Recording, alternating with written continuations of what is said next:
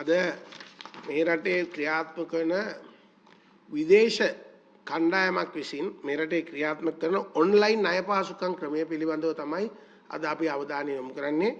විශේෂයෙන්ම මේ රටේ චීන ජාතිකයන්, ඒ වගේම යුක්‍රේන ජාතිකයන්, රෂියන් ජාතිකයන් සහ ලැටිවියා ජාතිකයන් ඇතුළු ඉතුවේනියා ඇතුළු බොහෝ රටවල් වල පුද්ගලයන් මේ රටට පැමිණලා ඔන්ලයින් ණය දීමේ ක්‍රමයක් ක්‍රියාත්මක වෙනවා. මේ වෙනකොට ඔවුන්ට 80 ප්‍රමාණය ලක්ෂ 15කට වඩා වැඩි කියන තත්ත්වය තමයි මේ වෙනකොට වාර්තා වෙලා තියෙන්නේ. මොකද්ද මේගොල්ලෝ කරන ගනුදෙනුව? මේගොල්ලෝ මිනිස්සුන්ට රුපියල් 1000 සිට 2,50,000 දක්වා ඔන්ලයින් ණය දෙනවා. රුපියල් 1000 සිට ඔන්ලයින් ණය දෙනවා. රුපියල් 1000ක් ගත්තොත් දවස් 7කින් අදාළ 1000ට අමතරව රුපියල් 1200ක් පොලිය දෙන්න. රුපියල් 5000ක් ගත්තොත් 5000ට අමතරව සතියට 3800ක් පොලිය ගෙවන්න ඕන. මේ රටේ අනුර කුමාරටත් මාලිමාවටත් නොතෙනෙන ආර්ථික ප්‍රශ්නය, මිනිස්සුන්ට දැවෙන ද්‍රවශීලතා ප්‍රශ්නය තමයි මේ විදේශිකයෝ විසින් ඇවිල්ලා මේ රටේ මිනිස්සු ඉදිරියේ මේ වවාගෙන කන්නේ. මේකේ ප්‍රතිඵලයක් විදියට මේ වෙනකොට මෙවැනි ආයතන 50කට අධික ප්‍රමාණයක් ලංකාවේ සමාගම් පනත යටතේ ලියාපදිංචි කරලා තියෙනවා. ඒ සමාගම් පනත යටතේ ලියාපදිංචි කරලා තියෙන ඔන්ලයින් පහසුකම් තියෙන තමුන්නාන්සලා Facebook එකට ගියත් තියෙනවා එන්න ඔන්ලයින් ණයක් ඕනද කියලා අහනවා. ගත්තට පස්සේ තමයි වමාරන්ට වෙන්නේ.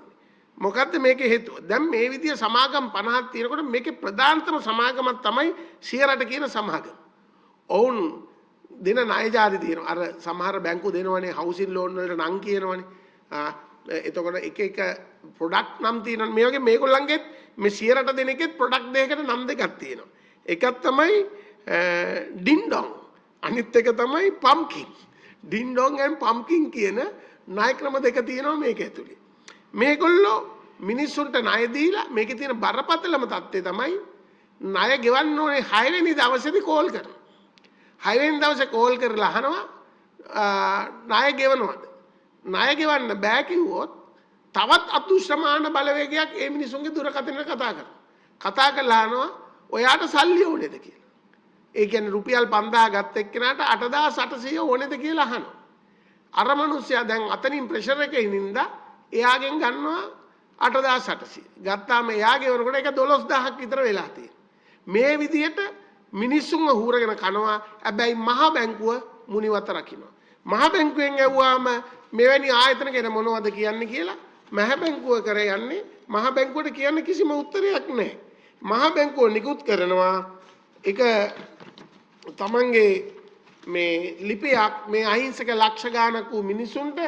ඒකේ කියනවා තත්කාලයේ බලත් පවත්නා නීති ප්‍රකාරව මහජන තැන්පතු බාර ගැනීමකින් තොරව පෞද්ගලික මුදල් යොදා ගැනීමෙන් ව්‍යාපාර පමණක් පවත්වා ගෙන යාම සඳහා ශ්‍රී ලංකා මහ බැංකුව විසින් බලපත්‍ර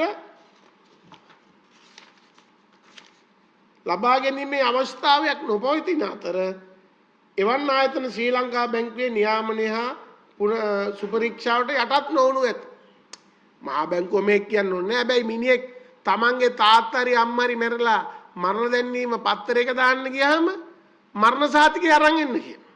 මහ බැංකුව කියනවා එහෙම ඕන එක්කෙනෙක්ට ඇවිල්ලා මහ බැංකුව තමන්ගේ සල්ලි ණයට දෙන්න පුළුවන්. හැබැයි ඒකම 1988 අංක 30 දරන බැංකු පනතේ කියනවා මෙරට ලියාපදිංචි විදේශ බැංකු හැර වෙනත් කිසිම විදේශිකයෙකුට මුදල් ගනුදෙනු කිරීම තහනම් කියන. එහෙනම් මේ චීන ජාතිකයෝ, රෂියන් ජාතිකයෝ, යුක්‍රේන ජාතිකයෝ, ඉන්දුනීසියානු ජාතිකයෝ ඇවිල්ලා මොකද්ද මේ කරන බිස්නස් එක? කොහොම ආ බැංකුව? දැන් ප්‍රශ්නේ තියෙන්නේ මේ අහිංසක බෙල්ලට හිර වෙච්ච මිනිස්සුන්ට තියෙන ලොකුම ප්‍රශ්නේ මොකද්ද? රිකවරි ප්‍රොසෙස් එක. අය කර ගැනීමේ ක්‍රමය. මේගොල්ලෝ નિયમિત දිනේට ගෙව්වේ නැත්තම් මුලින්ම කරන්නේ ඔහුගේ Facebook එකට ගිහිල්ලා ඒකට දානවා මෙයා මෙච්චර සල්ලි දෙන්න තියෙනවා. ඇංගාවි කුණල හරි අපේ ණය ඕනේ කියලා දානවා. එතකොට එයාගේ Facebook එකේ ඉන්න හැමෝටම දැනෙනවා මෙයා ණයක් අරගෙන කියලා. සමහර අය තමන්ගේ දරුවා ඉගෙන ගන්න අවුරුදු 14 දරුවා ඉගෙන ගන්න පාසලේ ගුරුවරියට කියලා යමනවා ඔබේ පන්තියේ ඉගෙන ගන්න මේ දරුවාගේ මව හෝ පියා මෙච්චර ණය අරගෙන පොල්ල තියලා තියෙනවා. මං ගාවේ කොලේකුත් තියෙන එක්තරා දරුවෙක්ට මේ දීපු ඒ නිසා මේ තමුන්නාන්සලාගෙන් බලාපොරොත්තු වෙන්නේ මේ පිළිබඳව රටේ මහ බැංකුව අධිපතිතුමාගේ ඍජුව ප්‍රශ්න කරන්න ඕනේ. මුදල් ඇමතුමා දන්නේ මුදල් ඇමතුමා ඉතින් ඕනේ ලේක රට යනවා විතරනේ.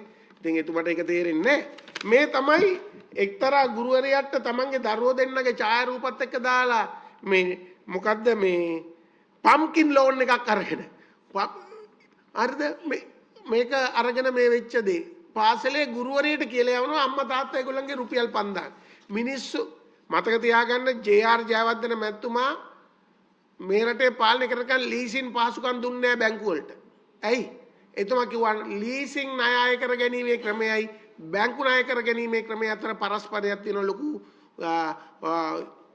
ගැප් එකක් තියෙනවා. ඒ නිසා බැංකර්ස්ලට බැංකු කරුණේවන්ට ලීසින් කරන්න බෑ රිකවරි සිස්ටම් එක බරපතල වැඩි කියලා. එහෙම රටක එහෙම නායක හිටපු රටක තමයි අනුර කුමාර දිසානායක මහත්තයලා අතහැරලා තියෙන්නේ ලක්ෂ 15කට අධික මිනිස්සු රටේ බැංකු ක්‍රමෙන් ණය ලබා ගන්න නොහැකියාව සහ ඔවුන්ගේ තියෙන ද්‍රවශීලතා ප්‍රශ්න ඔවුන්ගේ තියෙන ආර්ථික ප්‍රශ්න දරුවගේ පාසල් ගාස්තු ගෙවන්න උගස්සෙන්න යන කරාබු දෙක බේරගන්න මෙවැනි ණය අරගෙන මිනිස්සු අමාරු වෙටනකොට මේ ආණ්ඩුව කේන්ද්‍රීය ගගා ඉන්න උත්තර නැහැ. ඒ නිසා මිනිස්සුන්ට සිද්ධ වුණා විපක්ෂ නායකතුමාට මේ ගැන කියන්නේ එතුමා 8 වෙනිදායි 10 වෙනිදායි පාර්ලිමේන්තුවේ ප්‍රශ්න කළා.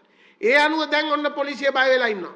පොලිසියට මේ වෙනකොට පොලිසිය මේ වෙනකොට මේ සම්බන්ධයෙන් පැමිණිලි තියෙනවා 15000කට වැඩි. පොලිසිය මේ ගැන මුනිවත රැක්කා. දැන් මම පොලිසියට කියනවා විශේෂයෙන්ම මිරියාන පොලිසියට මේ අහිංසක මිනිස්සු ගිහින් පැමිණිලි කළා මේ සියරට කියන ආයතනය ගැන. මේක තියෙන්නේ ස්ටැන්ලි තිලකරන මාවතේ පාගොඩ පාරේ ෆිට්නස් සෙන්ටර් එක උඩ තට්ටුවේ. මේ මොකද්ද මේ පම්කිනුයි මේ ඩින්ඩොන් කියන ණය පාසුකම් දෙනද? දැන් මිරියාන පොලිසිය මගහැරියා. නමුත් වර්තමාන පොලිස් ස්ථානාධිපතිතුමා එතුමා පොරොන්දු වුණා අපිට මේ පිළිබඳව පරීක්ෂණ පවත්වනවා කියලා. ඒ නිසා අපි කියන්නේ මෙවැනි ආයතන පවත්වාගෙන යන්නේ මේ රටේ මේ සමාගම් පනත යටතේ. ඒ නිසා බරපතල තත්ත්වයක්. අනුර කුමාර දිසානායක මහත්තයලා සිංහටෝක් දුන්නේ බලය ගන්න ඉස්සෙල්ලා. දැන් මේ රටේ ලක්ෂ 15කට අධික මිනිස්සු ඔන්ලයින් විදියට සල්ලි ආයට අරගෙන අමාරු වැටලා ඉන්නවා. ආණ්ඩුව මුකුත් නොදැක්කා වගේ ඉන්නවා. ආණ්ඩුව හදන්නේ හරිනි රට ගිය එක පෙන්නලා එහෙම නැත්නම් වෙනත් කාරණයක් කතා කරලා රටේ තියෙන ප්‍රශ්න ගන්න. මතක තියාගන්න ලක්ෂ 15 මිනිස්සුන්ව විදේශිකයෝ මේ රටට ඇවිල්ලා ඔන්ලයින් ක්‍රමයට දීලා රුපියල් 5000ට සතියට 3800ක් පොලි අරගෙන පැනලා යනකොට මහ බැංකුවත් අපේ සියල්ල දත් මුදල් ඇමතිවරණ වර්තමාන ජනාධිපතිතුමත් අහක බලාගෙන ඉන්නවා.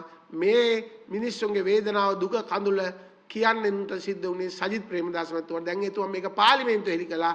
දැන්වත් පාර්ලිමේන්තුව මේ පිළිබඳව තීන්දුව අරගෙන මේ ආයතන මේ රටෙන් එලවන්න.